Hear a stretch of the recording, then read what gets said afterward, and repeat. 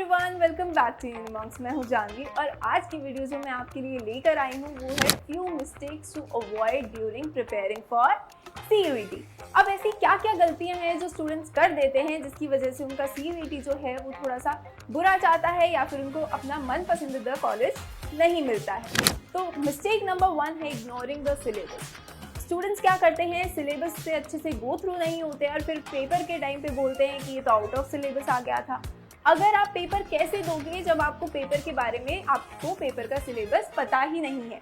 तो tip number 1 होती है कि आपको अच्छे से सिलेबस गो थ्रू करना है कि क्या क्या चीज़ें आपको कवर करनी है जो कि आपकी एनसीईआरटी में है और क्या क्या चीज़ें आपको एडिशनली कवर करनी है, चाहे वो जीटी हो, चाहे वो इंग्लिश हो, चाहे वो आपके डोमेन्स हो। आपको सबको जो है वो एक साथ ध्यान में रखते हुए चलना है। मिस्टेक नंबर 2 आती है पुअर टाइम मैनेजमेंट। आप शुरू से ही अपने टाइम मैनेजमेंट पे ध्यान नहीं देते हैं, मॉक टेस्ट सॉल्व नहीं करते हैं, स्पीड नहीं बढ़ाते हैं। स्पीड के साथ साथ एक्यूरेसी पे भी ध्यान देना होता है कि आप जल्दी से सॉल्व कर देते हैं बट एक्यूरेट आंसर नहीं होता, फिर ओएमआर शीट पे तो आप चेंज भी नहीं कर सकते।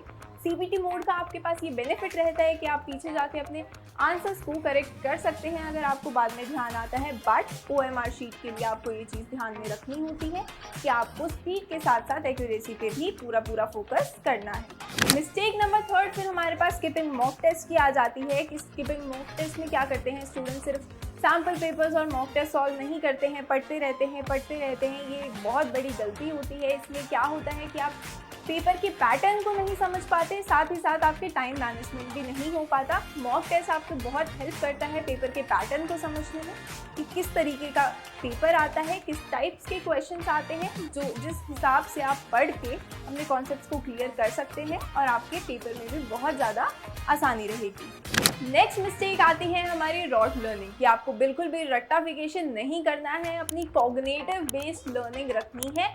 कॉग्निटिव बेस्ड लर्निंग का मतलब है कि आपको रैशनली हर एक कॉन्सेप्ट को समझना है, ठीक है, क्योंकि एनालिटिकल पेपर आएगा और एनालिटिकल पेपर आता है तो रट्टाफिकेशन से तो बिल्कुल भी क्रैक नहीं होगा आपका सीयूईटी। हर एक कॉन्सेप्ट को अच्छे से समझना है। अगर कोई भी गलती आती है तो हम लोग तो बैठे हैं आपके लिए, आपको बस एक काम करना है कि प्ले स्टोर पे जाके हमारी ऐप को डाउनलोड करना है।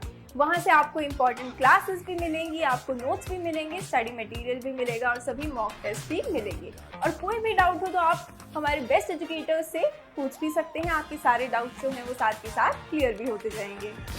नेक्स्ट मिस्टेक आती है हमारी इग्नोरिंग वीक सब्जेक्ट्स। स्टूडेंट्स जो करते हैं, फोकस करते हैं सिर्फ मेन जो उनको आता है। मान लो आपका इंग्लिश बहुत ज़्यादा स्ट्रॉन्ग है, आपका साइकोलॉजी बहुत ज़्यादा स्ट्रॉन्ग है, तो स्टूडेंट्स करते हैं कि चलो हम लैंग्वेज और डोमेन पे फोकस कर लेते हैं, बाकी जो हमारे वीक सब्जेक्ट्स हैं उसको इग्नोर कर देते हैं कि ये सब्जेक्ट्स कवर अप कर लेंगे।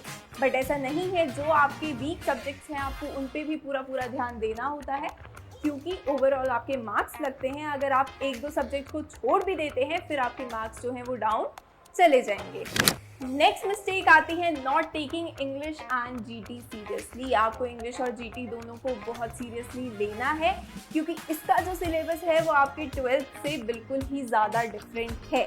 आपने 12th में नहीं पढ़ा होगा, आपने डोमेन्स का तो थोड़ा बहुत फिर भी आपने अपने 12th में 11th में पढ़ा होगा, बट इंग्लिश और जीटी का जो करिकुलम है वो टोटली डिफरेंट आता है। स्टूडेंट्स को शुरू से ही इसके लिए मेहनत करनी पड़ती है, जिसके लिए आपको करना है काम कि स्टार्ट अर्ली। आपने अभी से शुरू नहीं किया तो बाद में नहीं हो पाएगा सिलेबस कवर, फिर बाद में आपका सीयूईटी में भी रह जाएगा और आपको अपने मन पसंदीदा कॉलेज जो है वो नहीं मिलेगा। ऐसी और टिप्स के लिए सब्सक्राइब कीजिए यूनिमॉन्क्स को और ये वीडियो अपने फ्रेंड्स के साथ भी शेयर कर दीजिए ताकि वो भी ये मिस्टेक्स ना करें। एंड कमेंट सेक्शन में बताना कि और क्या क्या चीज़ें हैं जिनके बारे में आपको जानकारी चाहिए। Thank you so much.